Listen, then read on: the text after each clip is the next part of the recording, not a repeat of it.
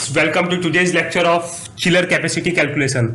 Friends, आज के lecture में बेसिकली मैं आपको ये बताऊंगा कि चिलर की कैपेसिटी किस तरीके से कैलकुलेट की जाती है। फ्रेंड्स, बेसिकली मैं आपको ये बताऊंगा कि हम किस तरीके से ये डिसाइड करते हैं कि किस कैपेसिटी का चिलर हमें प्लांट में लगाना है। So friends, before starting this lectures, अगर आपको मेरे लेक्चर्स अच्छे लगते हैं तो मेरे चैनल को सब्सक्राइब कीजिए और जितना ज़्यादा पॉसिबल है उतने ज़्यादा वीडियोज़ को लाइक कीजिए और मेरे चैनल को अपने फ्रेंड से शेयर कीजिए। सो फ्रेंड्स, अगर आपको मेरे लेक्चर्स अच्छे लगते हैं तो इनके जो पीडीएफ्स हैं वो बेसिकली मैं अपने डिस्क्रिप्शन बॉक्स में उसका लिंक डाल दूंगा। आप वहां से जाके मेरे सारे पीडीएफ्स को डाउनलोड कर सकते हैं। सो फ्रेंड्स, दी हुई प्रॉब्लम मैं आपको समझाता हूं। बेसिकली मेरे को प्लांट के दो अलग अलग सेक्शंस दिए हुए हैं और इन दोनों सेक्शंस को टैकल करने के लिए मेरे को एक चिलर सेलेक्ट करना है कि मैं किस कैपेसिटी का चिलर सेलेक्ट करूंगा जो बेसिकली इन दोनों सेक्शंस के लोड को कैटर कर सके। सो फ्रेंड्स, मेरे को पहली प्रॉब्लम दी गई है कि ब्राइन है जिसका फ्लो रेट है आपका 1000 kg पर our, that is basically needed in a chemical reactor. ये फ्रेंड्स आपको एक केमिकल रिएक्टर दिया गया है जिसमें आपको ब्राइन का फ्लो रेट दिया गया है 1000 kg पर आवर है for controlling the exothermicity during a chemical reaction. Friends, इस रिएक्टर के अंदर जो भी केमिकल रिएक्शन हो रहा है उससे जो भी आपका हीट लोड जनरेट होगा उसको कैटर करने के लिए 1000 kg पर आवर की ब्राइन इसमें चलेगी और जिसका इनलेट टेम्परेचर मेरे को दिया गया -10 डिग्री सेंटीग्रेड है और आउटलेट टेम्परेचर मेरे को दिया गया -5 डिग्री सेंटीग्रेड है। तो फ्रेंड्स, मेरे को बेसिकली ये कैलकुलेट करना है कि ब्राइन पे पड़ने वाला हीट लोड कितना है। सीपी मेरे को ब्राइन का दिया गया है 0.3 किलो कैलोरी पर KG degree centigrade. So friends, सबसे पहले जैसा कि मेरे को पता है heat load to the chiller is equal to basically heat removed by the chilled Bryan.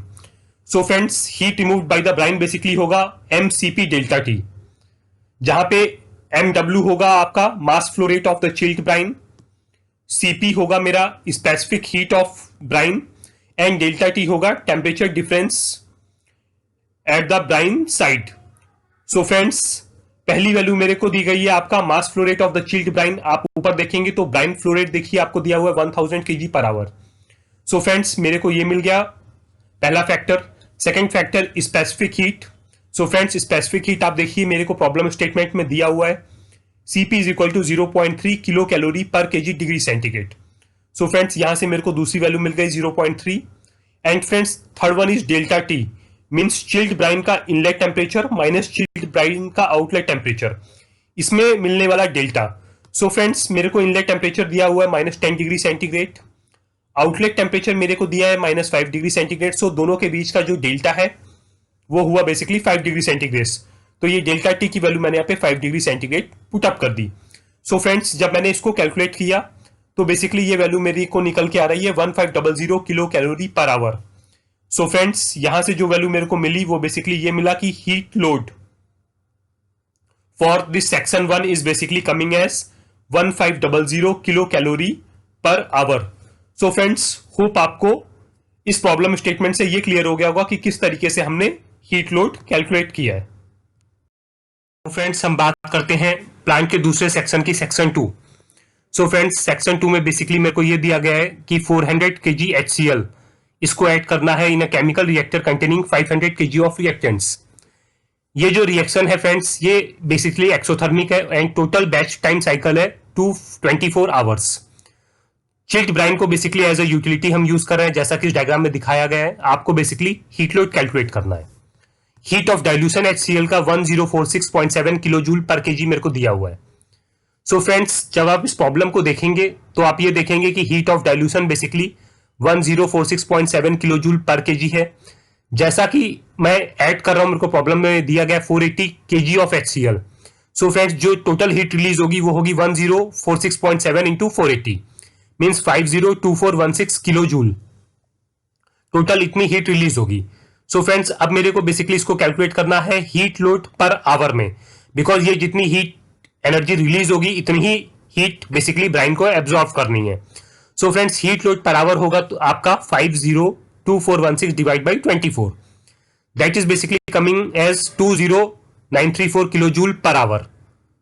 Friends, आगे जब मैं बेसिकली इसको कैलकुलेट करूंगा किलो कैलोरी पर आवर में चेंज करने के लिए, जैसे आपको पता है कि 1 कैलोरी में 4.18 जूल रहता है, तो मैं इसको 4.18 से डिवाइड करूंगा। तो फ्रेंड्स ये वैल्यू बेसिकली मेरे को मिलेगी 5008 किलो कैलोरी पर hour. So friends for heat load capacity for section 2 के लिए जो हीट लोड आ रहा है फ्रेंड्स, वो मेरा निकल के आ रहा है 5008 किलो कैलोरी पर आवर। सो फ्रेंड्स होप आपको सेक्शन 2 के लिए किस तरीके से हीट लोड कैलकुलेट करना है वो भी आपको बिल्कुल क्लियर हो गया होगा। नाउ फ्रेंड्स, अब इन प्लांट्स के दोनों सेक्शंस को बेसिकली कंबाइन करते हुए बेसिकली अब हमको एक चिलर सेलेक्ट करना है कि हम किस कैपेसिटी का चिलर लेंगे जो इन दोनों के दोनों सेक्शंस के लोड को कैटर कर सके। सो फ्रेंड्स, अगर हम नेट हीट लोड कैलकुलेट करते हैं for heat load for section 1 plus heat load for section 2, तो फ्रेंड्स पहले केस के लिए मेरा आया था 5008 प्लस सेकंड केस के लिए आया था मेरा 1500 किलो कैलोरी पर hour. So friends net heat load जब मैं दोनों को ऐड करूंगा तो ये आएगा मेरा 6508 किलो कैलोरी पर आवर। सो फ्रेंड्स, जैसा कि आप सबको पता है कि चिलर की कैपेसिटी को बेसिकली हम डिफाइन करते हैं in terms of TR. TR means ton of refrigeration. ये फ्रेंड्स आपका होता है बेसिकली जो हीट एब्जॉर्ब करता है। मींस अगर आपका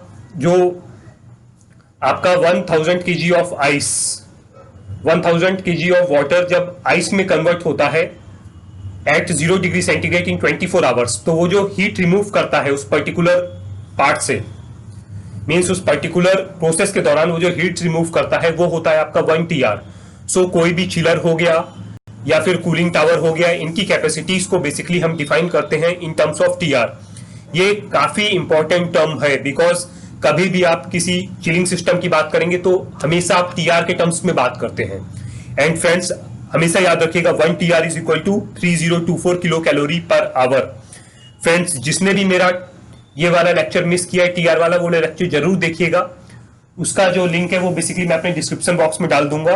वहां पे मैंने टीआर के बारे में काफी डिटेल में डिस्कस किया हुआ है, इसलिए मैं यहाँ पे ज्यादा डिटेल में नहीं बता रहा हूं। सो फ्रेंड्स, जैसा कि मेरे को पता है कि मेरे केस के लिए मेरा नेट हीट लोड निकल के आया है 6508 किलो कैलोरी पर आवर। सो फ्रेंड्स, अगर मेरे को चिलर सेलेक्ट करना है तो बेसिकली चिलर हो जाएगा मेरा 6508 अपॉन 3024। सो फ्रेंड्स ये वैल्यू मेरे को निकल के आ रही है 2.15 टीआर। मींस मेरे को 2.15 कैपेसिटी का टीआर चाहिए। सो फ्रेंड्स फाइनली जो मैं चिलर सेलेक्ट करूंगा वो मैं कुछ एक्सेस कैपेसिटी लेके चलूंगा ताकि अगर मेरे थोड़ा बहुत ऊपर नीचे होता है तो मेरे को कभी भी प्रॉब्लम ना आए। So taking an access capacity of 20%, अगर मैं 2.15 का 20% इसमें ऐड करूंगा तो ये वैल्यू मेरे को चिलर की कैपेसिटी आएगी 2.58 टीआर। सो फ्रेंड्स याद रखिएगा कि अब दोनों के दोनों सेक्शंस के लिए जो मेरे को फाइनल चिलर की कैपेसिटी आई है वो आई है 2.58 TR capacity. Chiller is basically required for handling the heat load of above 2 sections. So friends हमेशा याद रखिएगा अगर कभी भी आपको चिलर की कैपेसिटी कैलकुलेट करना है तो पहली चीज ये याद रखिएगा कि आपको जो भी प्रोसेस कंडीशंस दी जाती हैं या फिर जहां पे भी आपको utility as a chilled brine use करनी है तो आप बेसिकली वहां पे चिल्ड ब्राइन या फिर कूलिंग वाटर आपको जो भी यूज करना है आप बेसिकली उसके ऊपर पड़ने वाला हीट लोड कैलकुलेट करेंगे कि आप कि उस पर्टिकुलर यूटिलिटी के ऊपर आने वाला हीट लोड कितना है। और आपको ये हमेशा पता होना चाहिए कि अगर आपने exact value of heat load calculate किया है तो 1 टीआर जो होता है वो 3024 किलो कैलोरी पर आवर के बराबर होता है। तो वहां से बेसिकली आप ये कैलकुलेट कर सकते हैं कि कितने टीआर का आपको चिलर चाहिए और जो भी हीट कैपेसिटी वहां से कैलकुलेट होकर आती है आप जस्ट आप उसका 20% एक्सेस कैपेसिटी पे आप चिलर सेलेक्ट कर सकते हैं, जिसकी वजह से आप हमेशा एक सेफ जोन में रहेंगे। फ्रेंड्स अब बात करते हैं टन ऑफ रेफ्रिजरेशन की। So friends ton of refrigeration is basically the heat removed that results in the freezing of 1 short ton 907 kg of pure water at 0 degree to ice at 0 degree centigrade in 24 hour। Friends जो मेरी heat remove होगी अगर हम 907 kg of pure water को जो मेरा 0 degree centigrade पे है उसको अगर हम आइस में कन्वर्ट करेंगे at 0 degree centigrade in 24 hours. Friends दोबारा रिपीट करता हूं, ये जस्ट एक डेफिनेशन है, आप इसे समझिएगा। 1 टीआर बेसिकली बोलते हैं अगर हम 907 kg प्योर वाटर को हम 0 डिग्री सेंटीग्रेड की आइस में कन्वर्ट करते हैं इन 24 आवर्स, तो जो भी हीट रिमूव होगी उसको बेसिकली हम बोलते हैं TR। सो फ्रेंड्स, अगर हम इस वैल्यू को कैलकुलेट करते हैं तो ये वैल्यू आती है मेरी 1 TR is equal to 3024 kilo calorie पर आवर। मीन्स अगर हम बात करते हैं 1 TR की, तो 1 TR का मतलब है कि इतनी हीट एनर्जी का जो है मेरा, वो आपकी इतनी हीट एनर्जी मेरी रिमूव की गई है 3024 किलो कैलोरी पर आवर। सो फ्रेंड्स, होप अब आपको TR बिल्कुल क्लियर हो गया होगा। TR बेसिकली एक एनर्जी का टर्म है जो आपको एनर्जी के टर्म्स में मेजरमेंट देता है। 1 TR का मतलब होता है 3024 किलो कैलोरी पर आवर। मीन्स अगर मैं आपको बोलता हूं कि मैंने 1 TR हीट एनर्जी रिमूव की, मीन्स मैंने 3024 किलो कैलोरी पर आवर हीट एनर्जी रिमूव की। Friends, it is describe as the heat extraction capacity of refrigeration and air conditioning equipment. Means ये आपकी हीट एक्सट्रैक्शन कैपेसिटी होती है रेफ्रिजरेशन और air conditioning equipments की, लाइक कूलिंग टावर हो गया एक्सेट्रा। सो फ्रेंड्स, अगर मैं बात करता हूं आपका, जितने TR की मैं बात करूंगा उतना मैं वहां से हीट एनर्जी रिमूव कर रहा हूंगा। सो फ्रेंड्स, होप आपको टर्न ऑफ रेफ्रिजरेशन का कॉन्सेप्ट बिल्कुल क्लियर हो गया होगा। आगे मैं आपको इसकी कैलकुलेशन समझाता हूं। सो फ्रेंड्स, आज के लेक्चर में बस इतना ही। कल के लेक्चर में बेसिकली मैं आपको यह बताऊंगा कि आपका हॉट वर्क परमिट क्या होता है, हॉट वर्क परमिट देते टाइम क्या क्या प्रिकॉशंस रखे जाते हैं। So friends, till then goodbye, have a nice day.